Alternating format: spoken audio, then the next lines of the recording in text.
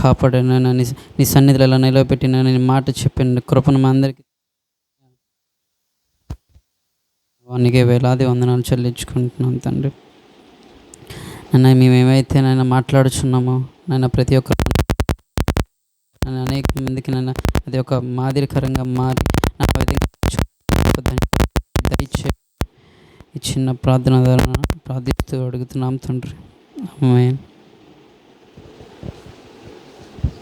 అయితే మూడో మాటగా యేసుప్రభు వారు సిలువలో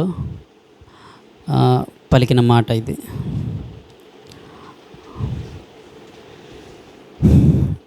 అయితే సిలువ వేసినప్పుడు యేసుప్రభు వారు తల్లికి ఒక మాట చెప్తున్నారు. అమ్మా, ఇదిగో నీ కుమారుడు అని ఒక శిష్యుని వైపు, ఇదిగో నీ తల్లి అని చెప్పేసి తన శిష్యునితోని చెప్పడం జరిగింది. అయితే యేసుక్రీస్తు వారు మానవ సంబంధాల యొక్క ప్రణాళికను ఇక్కడ ఒకరినొకరు ప్రేమించుకోవాలి, ఒకరినొకరు చుగుచుకోవాలి అనేది చెప్తున్నారు. యాక్చువల్లీ ఇక్కడ ప్రేమ, ఒక మద్దతు, ఒక సపోర్ట్ అందించాలి అనేది ఒక వైవాహిక సంబంధాన్ని నెలకొల్పాలని యేసుప్రభు వారు చూస్తున్నారు. అయితే సిలువలో యేసుప్రభు వారు వేలాడుచు చూస్తున్నప్పుడు తృణీకరించబడిన తన కొడుకును శత్రువులు సైతం, శిష్యులు సైతం, స్నేహితులు సైతం విడిచిపెట్టి సిలువలో రక్తపు మడుగులో ఆయన వేలాడుచున్నప్పుడు చావు బ్రతుకుల మధ్య ఆ పరిస్థితిని తన తల్లి చూస్తుంది. ఆ తల్లికి ఎలా అనిపిస్తుంది? అయితే ఈ భూ సంబంధమైన వాటి కోసం ఎలా బ్రతకాలో తెలియని ఒక కొత్త ఒంటరి బ్రతుకు లేకుండా చేయాలనుకుంటున్నాడు యేసుక్రీస్తు వారు, కుమారుడైన యేసుక్రీస్తు వారు తన తల్లికి. అయితే స్పిరిచువల్ లైఫే కాకుండా కుటుంబ సంబంధమైన ఇది కూడా ఇంపార్టెంట్ అని ఇక్కడ చెప్తుంది. స్పిరిచువల్ లైఫ్ ఎలాగే ఇంపార్టెంటో కుటుంబ వ్యవస్థ కూడా అంతే ప్రాముఖ్యమని యేసుక్రీస్తు వారు చెప్తున్నారు ఈ మాట ద్వారా. అయితే ఇందులో 4 పాయింట్లు ఒక పాయింట్ తీసుకుని చెప్తాను. తల్లి పట్ల ఆయనకున్న ఆందోళన, వేదన, లోతైన ప్రేమను మనకి ఈ 4 పాయింట్లు నేను చెప్తాను. మొదటిది, తల్లి పట్ల ఆయనకున్న ఆందోళన. ఆయనకి ఏ ఆందోళన ఉందంటే, అయ్యో నేను చనిపోతాను, సిలువ మీద ఆయన మరణిస్తే నా తల్లి ఎలా బ్రతుకుతుంది, ఎలా ఒంటరిగా ఉండబోతుంది, ఎలా ఒంటరిగా జీవించబోతుంది అనే ఒక ఆందోళన ఉంది. ఆయనకు ఆ లోతైన ఆలోచన, ఆ లోతైన ప్రేమ, దిగులు అనేది ఆయనకు ఉంది. నేను చనిపోతే ఆయన నా తల్లిని చూసుకోవడానికి ఒకరు ఉండాలి. దానికోసం ఆయన ఒక వ్యక్తిని నియమించాలనుకున్నాడు. అంటే ముందుగానే ఆయనకు ఒక ఆలోచన, అంటే యేసుక్రీస్తు అనుకుంటే కానాను వివాహంలో ఒక మాట అంటాడు, నా సమయం ఇంకా రాలేదు అని అంటే, అయితే తల్లిని పట్టించుకోడేమో, తల్లిని గురించి ఆలోచించడేమో అనుకుంటారు. అది తప్పు. అసలు కానే కాదు. చెప్పాలంటే తను చనిపోయినా సరే యేసుక్రీస్తు వారు మొదటి నుంచి చివరి వరకు కూడా తన తల్లి కోసం ఆలోచన చేస్తున్నాడు. ఎవరు ఉన్నా లేకపోయినా తన తల్లి కోసం తాను ఉన్నాడని ఉన్నాడు కూడా. ఇప్పటి వరకు కూడా తాను సిలువలో మరణించిన తర్వాత కూడా ఒక వ్యక్తిని నియమించాలనుకున్నాడు తన తల్లిని చూసుకోవడానికి. అంత లోతైన ప్రేమ కలిగిన వ్యక్తి యేసుక్రీస్తు వారు తన తల్లి పట్ల. అంత ఆలోచన విధంగా అంత వైవాహిక ప్రేమను చూపిస్తున్నాడు అన్నమాట తన తల్లి కోసం. ఇంక రెండోది, తన యొక్క బాధ్యత, హిస్ రెస్పాన్సిబిలిటీస్. తల్లి పట్ల తనకున్న బాధ్యత ఏంటంటే, మొదటిగా తను చనిపోవచ్చు, కానీ తను చనిపోతే ఎవరు చూసుకోవాలి? ఒక వ్యక్తిని నియమించాలనుకున్నాడు కదా. ఎవరో వ్యక్తి, తనకి ఇష్టమైనటువంటి వ్యక్తి, తన ప్రియుడు, తన ప్రేమించినటువంటి వ్యక్తి, తనకి తమ్ముడైనటువంటి వ్యక్తి యోహాను, అపోస్తలుడైనటువంటి యోహానును నియమించాడు తన తల్లిని చూసుకోవడానికి. చివరిగా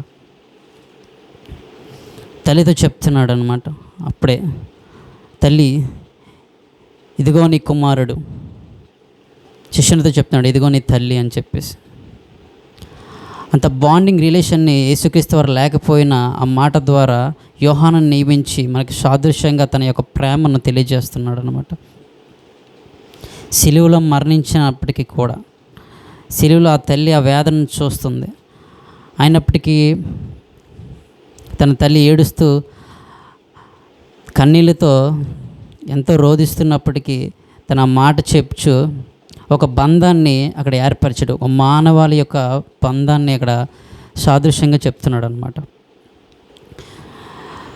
ఇది మనకి క్లియర్గా తెలుస్తుంది ఆయన మాటల్లో. 3, మానవత్వం. ఒక తల్లికి ఒక కొడుకును, ఒక కొడుకుకి ఒక తల్లిని ఏర్పరిచాడనమాట అక్కడ. అంటే కుమారుడైన యేసుక్రీస్తు దేవుడైన కుమారుడు అయినప్పటికీ కూడా హ్యూమన్ బీయింగ్స్ ఒక ఎమోషన్స్ని ఆయన తెలుసు ఆయనకి. ఎందుకంటే ఆయన నరరూపుగా వచ్చి మన కోసం ఆయన చనిపోయి ఎన్నో వేదలను బాధలను ఆయన యొక్క ప్రేమని తెలియజేసిన వ్యక్తి అన్నమాట. సో మానవ సంబంధాలు, ఒక బాండింగ్స్ ఎలా ఉంటాయి ఆయనకు అన్నీ తెలుసు. అది ప్రాముఖ్యం అని తెలియపరుస్తున్నాడు క్లియర్గా కూడా. తను చనిపోతే ఏంటి పరిస్థితి అనేది ఆయనకి ముందుగానే తెలుసు కాబట్టి తన తల్లి యొక్క బాధ్యతను యోహానుకి అప్పచెప్పాడు.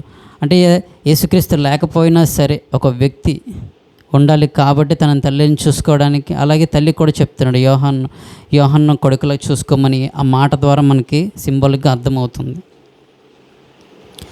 అయితే చివరిగా ఇంకోటి సింబాలిజం, ఆత్మీయతమైన లోతు.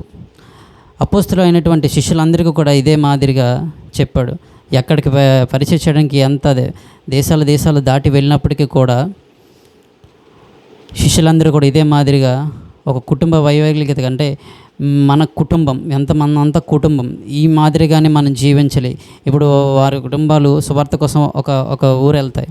అలాగే మిగిలిన వారు సైతం వాళ్ళని వీళ్ళు చూసుకోవడం, వీళ్ళని వాళ్ళకి చూసుకోవడం, ఒకరినొకరు సపోర్ట్ చేసుకుంటూ, ఒకరినొకరు చూసుకుంటూ, ఒకరి కుటుంబాన్ని మరొకరు కుటుంబాన్ని ఒక వ్యక్తిని మరొక వ్యక్తిని ఇలా చూసుకుంటూ ఒక మానవాళి యొక్క ప్రేమను తెలియజేశాడు అనమాట యేసుక్రీస్తు వారు. శిలువలో పడికిన ఆ మాటే యోహాను సువార్త 19:26-27 ఉంటుంది. తల్లి ఇదిగో నీ కుమారుడు, ఇది అలాగే శిష్యుని చెప్తాడు ఇదిగో నీ తల్లి అని చెప్పేసి.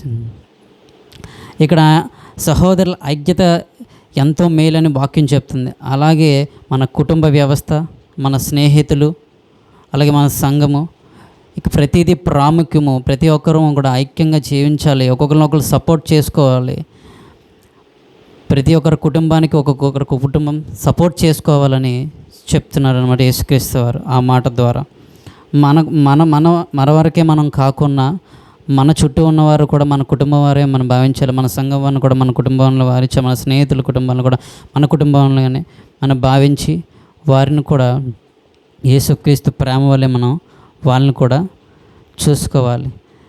సో ఈ మాట ద్వారా యేసుక్రీస్తు వారు చెప్పినది ఇది మాత్రమే. ప్రతి ఒక్కరిని కూడా మన కుటుంబం వల్లే మనం చూసుకోవాలి. ఎవరిని విడిచి వెళ్ళిపోయినా సరే మిగతా వారి కుటుంబానికి ఆదరణగా ఉండాలి అని చెప్పేసి తల్లితో చెప్పుచున్న శిలువలో పలికిన మూడో మాట అన్నమాట. అయితే ఇక్కడ యోహాను కూడా ఎంతో బాధ్యతగా యేసుప్రభు చెప్పిన మాట విన్నాడు. యేసుప్రభువుకు తెలుసు యోహాను ఇష్టమైన శిష్యుడు కాబట్టి, ఎవరిని నియమించాలో తెలుసు కాబట్టి అపోస్తలుడైనటువంటి యోహానుని నియమించాడు. అదేవిధంగా మిగతా శిష్యులు అందరూ కూడా అదే వైవాహికతతో, అదే ఒక బాధ్యతతో చివరి వరకు అలానే ఉన్నారు. చివరి వరకు అలానే కొనసాగారు కూడా శిష్యులందరూ. ఇప్పటి వరకు కూడా మనం అలాగే ఆత్మీయ సంఘాన్ని అలాగే వాళ్ళు నెలకొల్పారు. ఇప్పుడు కూడా మన సంఘంలో ప్రతి ఒక్కరిని కూడా సహోదరుల ఐక్యత ఎంతో మేలు, అలా సంఘం ఐక్యత కూడా అంతే మేలు అని ఇప్పటి వరకు మనం కూడా సాదృశ్యంగా అనేక మందికి చాటి చెప్తుంది. క్రీస్తు సంఘమై ఉండమని చెప్తుంది వాక్యం. అలాగే మనం కూడా ప్రతి ఒకరినొకరు సపోర్ట్ చేసుకుంటూ అదే మాదిరిగా ఆయన చూపించిన మాదిరిగానే, ఆయన ప్రేమ మాదిరిగానే మనందరం కూడా ఉండాలి. ఈ మూడో మాట ద్వారా ఈ వాక్యాన్ని దేవుడు దీవించునుగాక. ఆమేన్.